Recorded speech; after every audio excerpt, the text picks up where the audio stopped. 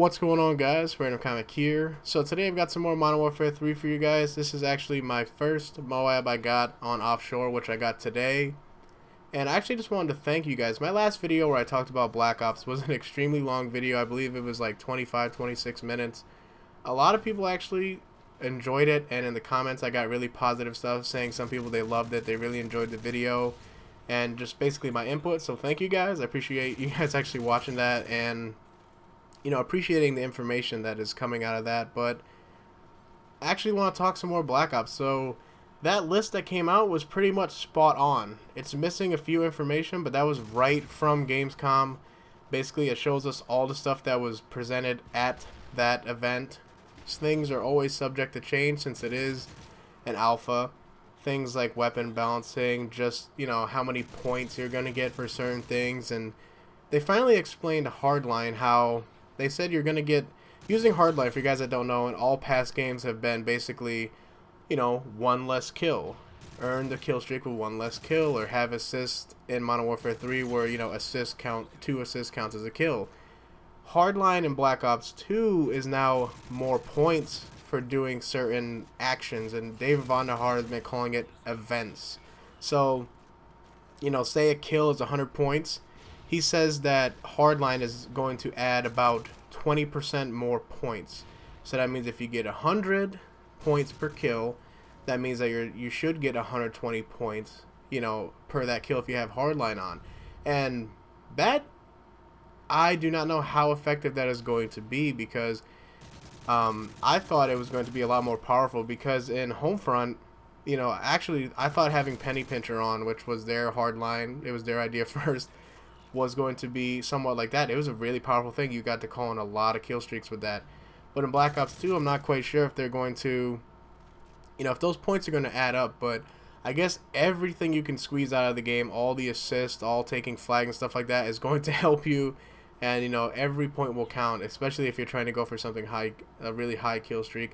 It seems as if getting high kill streaks like the Swarm, getting the K9 unit, and stuff like that, it's actually going to be rather difficult. It's not just going to be an easy task and stuff like that, but that makes the game fun, and it does separate gameplay styles. Like, I was really thinking, like, I may have a Russian class that'll just be, UAV I think will be a staple for a lot of classes, but I have, like, UAV, use the Hunter Killer, and, counter UAV or care package. So you basically get 3, really all your streaks at the same time, pretty much, within a kill or 2 of each other. And that's just be really overwhelming if you always have UAVs, if you always have those little Hunter Killer drones in the air, and just, care packages and counter UAVs mess the hell out of people.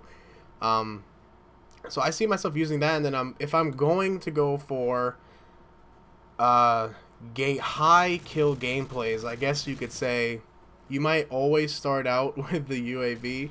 Depending on what you're looking for, you may start out with the Hellstorm missile or something like that, but then you might go for like the orbital VSAT, and then just, K9 unit, just so you are, once somebody gets one of those orbital VSATs, which is the Blackbird of Black Ops 2, it's going to be a piece of cake to get the rest of your streak. So it's just interesting to see. I haven't really seen many different kill streaks in play yet. One that I finally saw, that I think everybody saw if you watched Day 2 live stream, was the War Machine. It's actually a grenade launcher, and not just a grenade launcher like attachment on your underbarrel. It's physically one of those round cylinder drums that are filled with 6 cylinders of actual grenade launchers and stuff like that. I believe you have 12 shots, and 6 you can have, but then you have another 6 so you can reload. And when you die, you actually get to keep it, so you get to actually use it. So I believe until you actually decide, let me zero this thing out with 0 ammo, then it's out. But the thing was actually pretty damn useful for what it was. I guess considering it's a kill streak, it is a little bit different if it's just like an attachment everybody can have on their assault rifle. But that was just something interesting to see. It was something fun and different that they put in the game. Other stuff we haven't seen yet. I saw the K9 unit actually called in. That was rather interesting just to see the dogs. I'm not sure if they're going to be like in Black Ops where they're one-hit kill, they're deadlier and stuff like that, or if it'll be like World at War where it'll take multiple hits from them.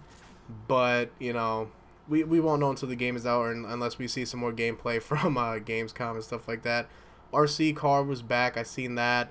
It has like an overhauled look for the 2025 theme. I saw the Guardian. That actually seems like a useful tool.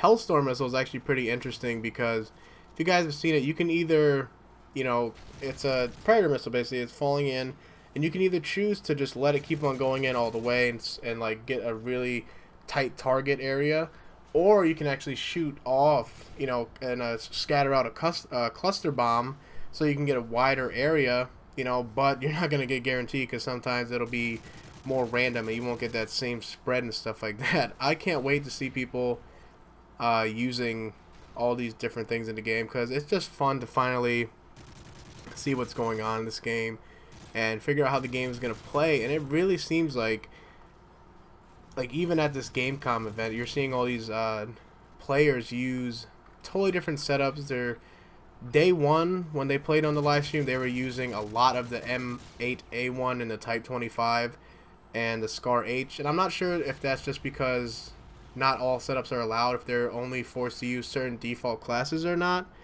But the next day, today, they were using this shotgun like hell, and the thing was working really good with the steady aim attachment. And I seen this submachine gun as well that was just, you know, going on a tear. And I want to really just go over something really quick for you guys that didn't know. Vaughn has already said perks affect the player. They affect you, and all attachments now, you know, that have been moved from perks will affect your gun. So stuff like this is still in the game, but it's just renamed. So fast mag is now your sleight of hand. That's your faster reload. Adjustable stock is your stalker. That's your faster movement while aiming down sight. Quick draw is your faster ADS. Then they have FMG, which is your deep impact, as well as, it's not on this list that they've actually shown, but there's a laser sight. I'm not sure the exact name, but there's a laser that is your steady aim, and that is your better hip fire. But then there is that perk that is you're faster after sprinting. So that's one thing that probably should be considered an attachment, because it does affect your weapon. Because I guess it's you can hear it both ways. Like, it affects you because you actually are aiming down sight faster after sprinting, or it's a perk because it affects how fast you move out. It's you know, here or there. It's really up to the person's interpretation of that. But thanks for watching, guys. Ran out of video. Hope you guys enjoyed the gameplay. And I got a Battlefield video actually coming up next that is commentated and ready to go. So stay tuned for that. I basically talk about Medal of Honor and a lot of EA. So thanks for watching, guys. Peace.